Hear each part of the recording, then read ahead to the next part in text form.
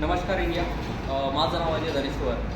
तर मित्रांनो, मी त्या असलीबेस फाउंडेशनचे डायरेक्ट सेलर आहे, डिस्ट्रीब्युटर आहे. तर मी तुमच्या सर्वांच्या समोर एक खूप चांगला रिझल्ट घेऊन येत आहे. नेमकी काय रिझल्ट आला आहे ते आपण त्यांच्याच तोंडून ऐकून घेऊयात. नमस्कार काका. नमस्कार. काय नाव काका तुमचं?